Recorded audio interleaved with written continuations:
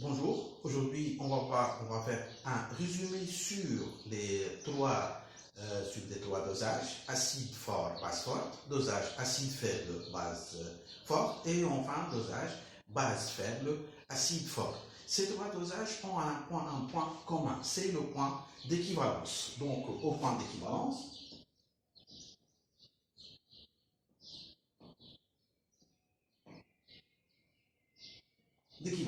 on a CA, VA est égal à CB, VB.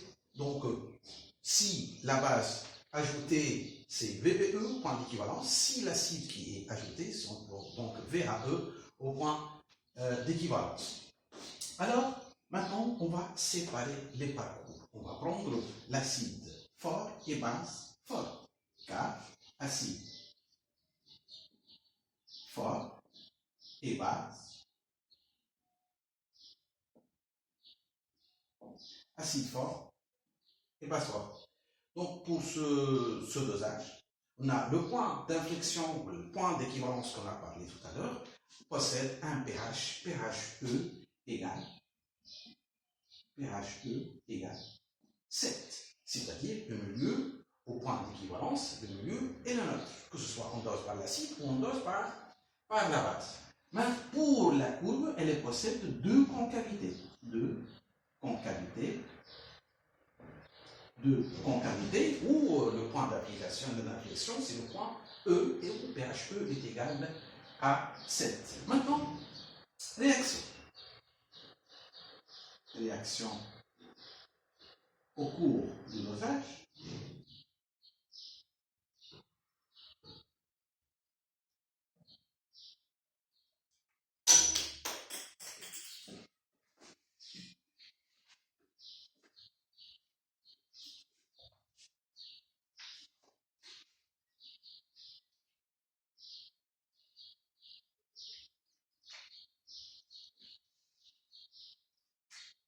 Donc, réaction au cours du dosage. Ici, toutes les réactions de dosage sont des réactions totales et rapides. Nous avons l'acide est fort, donc on va écrire son correspondance, c'est H3O+. La base est forte, donc son correspondance, c'est OH-. Réaction rapide et totale de H2O. On va écrire ici réaction. Réaction rapide et totale. Donc, maintenant, pour les courbes, on peut envisager les deux cas, acide par base ou par base par acide. Alors, courbe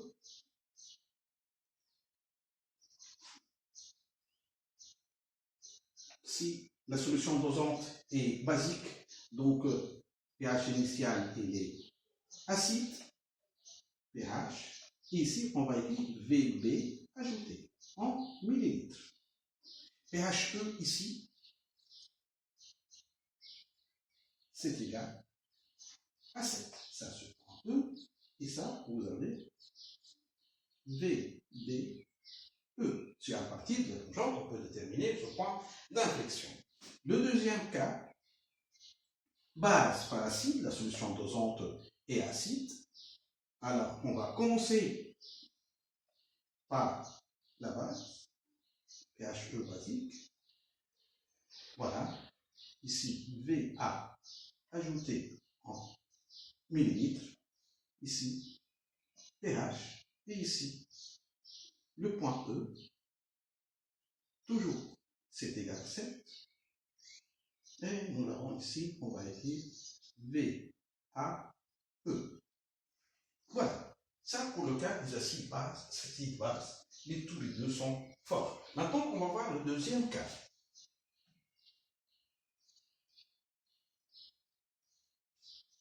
Fort, faible, fort. C'est-à-dire que ce soit la base est faible et l'acide est fort, ou la base est forte et l'acide est faible. Pour ces trois, on a dit toujours, nous avons le point d'équivalence, c'est CABA est égal à CBVB. Mais on va discuter suivant la courbe. La courbe ici, elle présente trois concavités. Courbe. Trois concavités. Donc, puisque trois concavités, on a deux points d'inflexion. Deux points d'inflexion. Deux points d'inflexion, on a déjà le point E, premier point,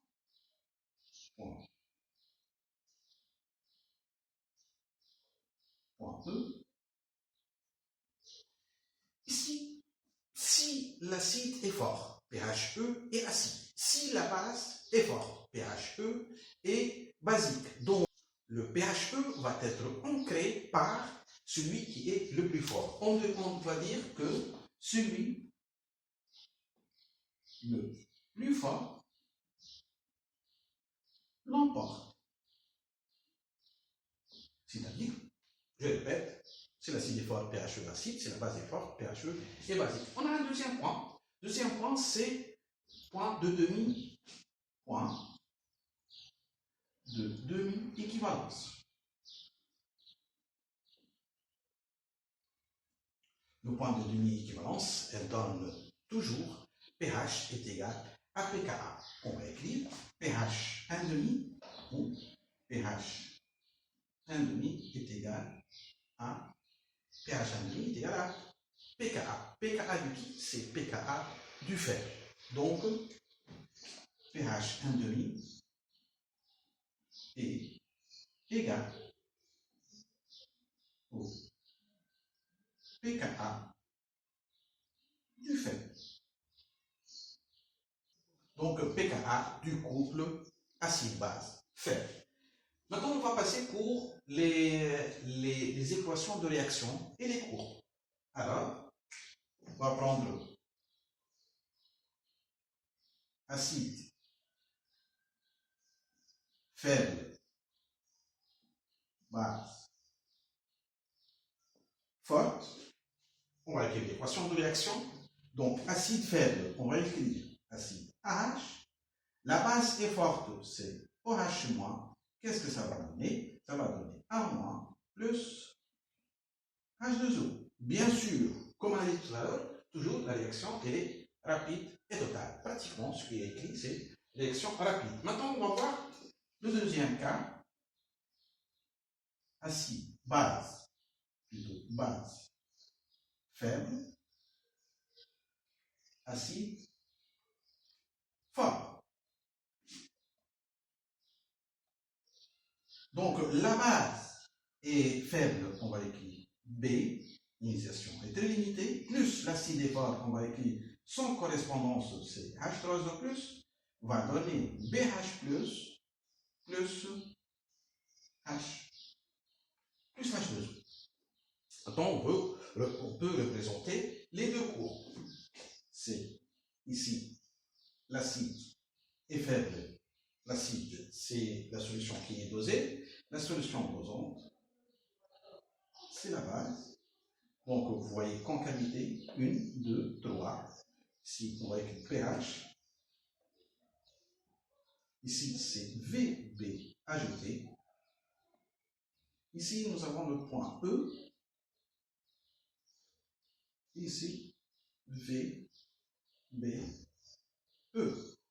Donc, ici, pH, l'acide est fort, donc supérieur à 7. Ici, nous avons aux demi-équivalence, 1,5 de VBE, et nous avons pKa. Pour le deuxième cas, donc, on va écrire de nouveau, tasser de nouveau les axes. Ça, c'est pH. Ici, le volume VA ajouté, bien sûr, en millilitres.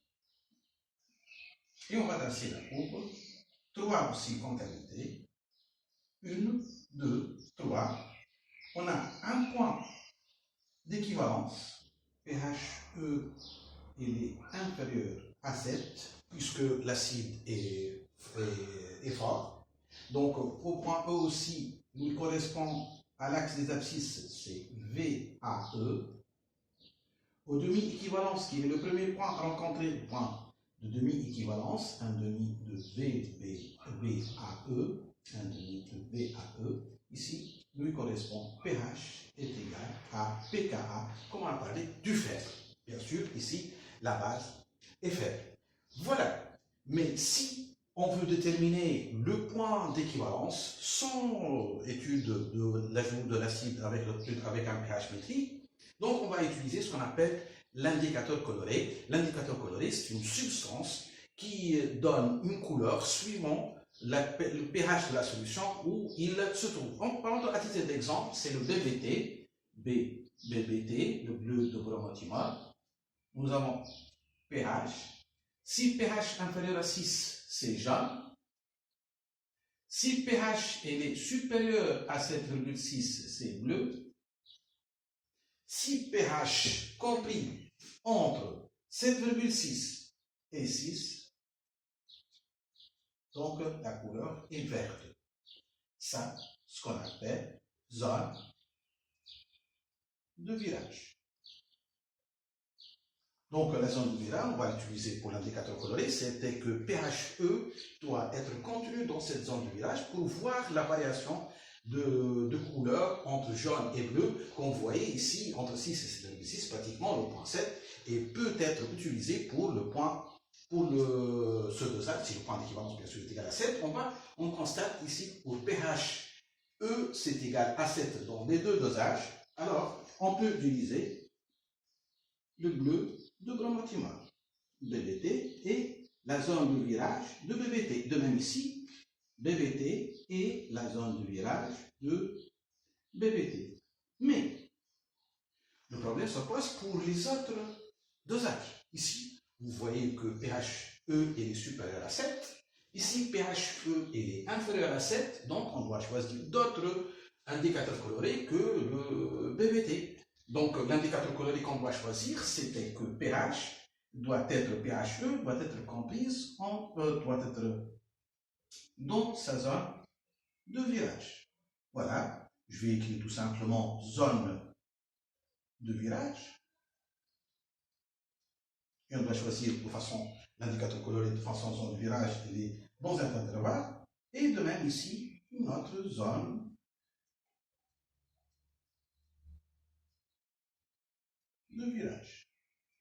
C'est suivant la liste des indicateurs colorés qu'on a dans le laboratoire. Maintenant, les trois dosages, on l'a étudié, et pratiquement dans ces deux dosages, on va étudier un point particulier, ce qu'on appelle le point K.